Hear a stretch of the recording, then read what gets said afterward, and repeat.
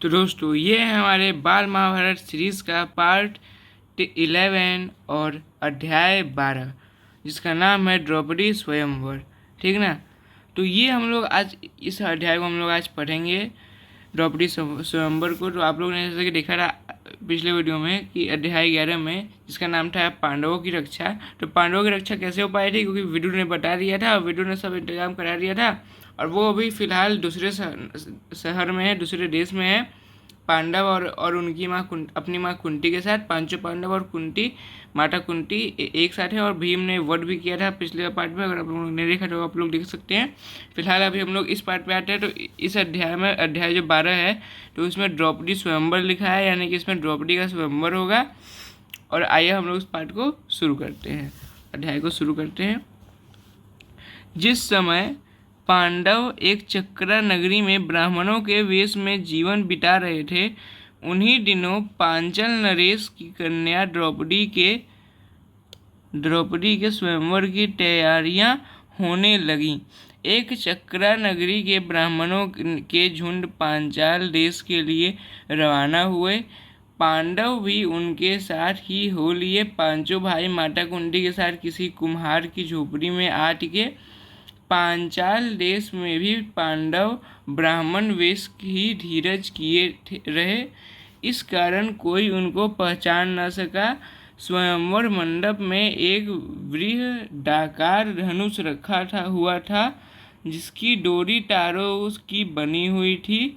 ऊपर काफी ऊंचाई पर एक सोने की मछली टंगी हुई थी। उसके नीचे एक चमत्कार यंत्र बड़े वेग से घूम रहा था। राजा द्रुपद ने घोषणा की थी, जो राजकुमार पानी में प्रतिबिंब देखकर उस भारी धनुष से तीर चलाकर ऊपर टंगे हुए निशाने मछली को गिरा देगा, उसी को द्रौपदी वरमाला पहनाएगी। ठीक है ना।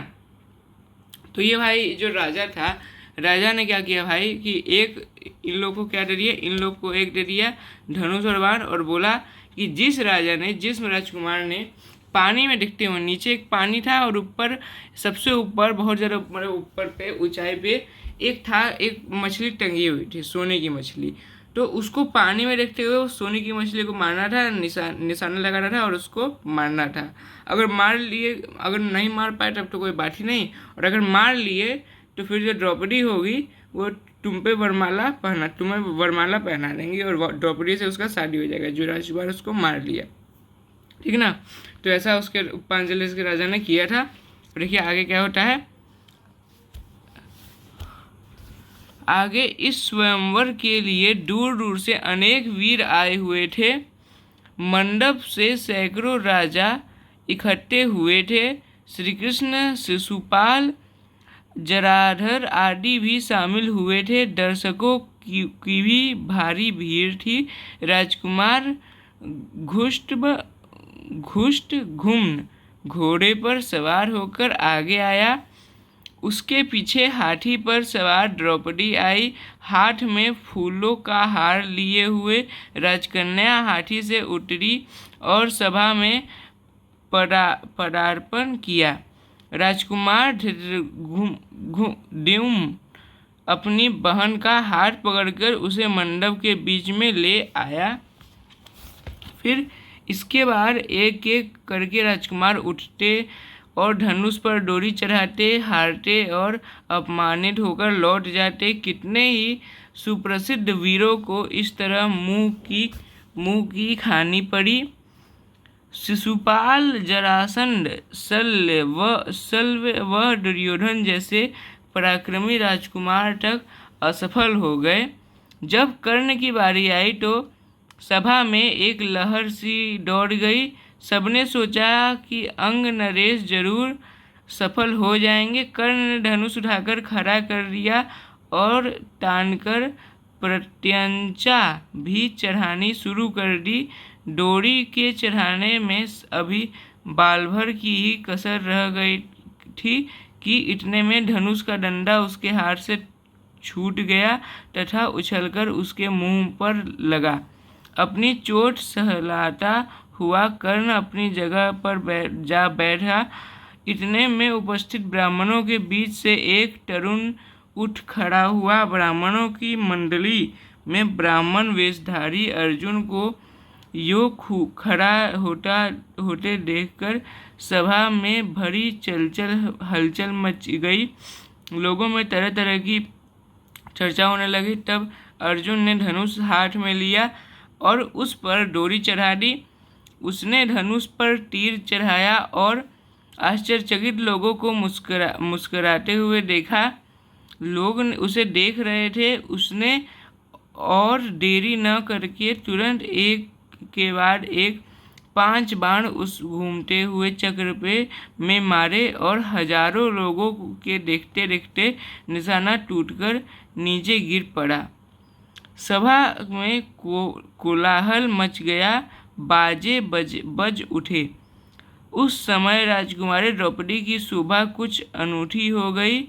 वह आगे बढ़ी और सकुचाते हुए लेकिन प्रसन्नतापूर्वक ब्राह्मण वेश में खड़े अर्जुन को वरमाला पहना दी। माता को यह समाचार सुनाने के लिए युधिष्ठिर, नकुल और सहदेव तीनों भाई मंडप से उठकर चले गए, परंतु भीम नहीं गया। उसे भय था कि निराश राजकुमार कहीं अर्जुन को कुछ कर न बैठे। भीमसेन का अनुमान ठीक ही निकला। राजकुमार में बड़ी हलचल मच गई। उन्होंने शोर मचाया। राजकुमारों का जोश बढ़ता गया।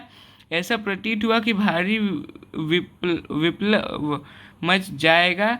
यह हाल देखकर श्री कृष्ण, बलराम और कुछ राजा विप्लव मचाने वाले राजकुमारों को समझाने लगे।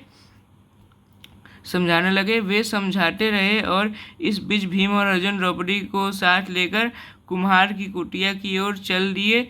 जब भीम और अर्जुन द्रौपदी के साथ लेकर सभा से जाने लगे तो द्रुपद का पुत्र धृतद्युम्न चुपके से उनके पीछे हो लिया। कुम्हार की कुटिया में उसने जो देखा उससे उसके आश्चर्य की सीमा न रही। वह तुरंत लौट आया और अपने पिता से बोला, पिताजी, मुझे तो ऐसा लगता है कि ये लोग कहीं पांडव न हो। बहन द्रौपदी उस युवक की मृगछाला पकड़े। अब जब जाने लगी तो मैं भी उनके पीछे हो लिया। वे एक कुम्हार की झोपड़ी में जा पहुँचे। वहाँ अग्निशिखा की भांति एक तेजस्वी देवी बैठी हुई थी। वहाँ जो बातें हुई उनसे मुझे विश्वास हो गया कि वह कुंती देवी ही होनी चाहिए। फिर क्या हुआ भाई? फिर हुआ, अब राजा द्रुपद के बुलावा भेजने पर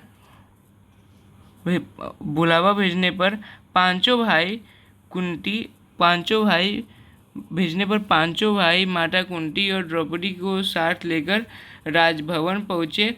युधिष्ठिर ने राजा को अपना सही परिचय दे दिया। यह जानकर कि ये पांडव हैं, राजा द्रुपद फूले न समाये। इनकी इच्छा पूरी हुई। महाबली अर्जुन मेरी बेटी के पति हो गए हैं तो फिर द्रोणाचार्य की शत्रुता की मुझे चिंता नहीं रही। यह विचार कर उन्होंने संतोष की सांस ली। माँ की आज्ञा और सबकी संपत्ति से द्रौपदी के साथ पांचों पांडवों का विवाह हो गया। द्रौपदी के साथ पांचों पांडवों का विवाह हो गया। आप लोग जैसे देख रहे हैं, ये सब हम लोग का सब हो चुका है। ओके, आई हो आपको ये अच्छा लगा होगा ये वीडियो। तो ये था हमारा अध्याय 12, इसका नाम था द्रौपदी स्वयंवर। तो अगर आपको वीडियो जरा सा भी इन्फॉर्मेटिव लगा हो तो वीडियो को लाइक करें, शेयर करें और सब्सक्राइब करना बिल्कुल ना भूलें। मिलते हैं आपसे नेक्स्ट वीडियो में, तब तक के लिए बाय बाय।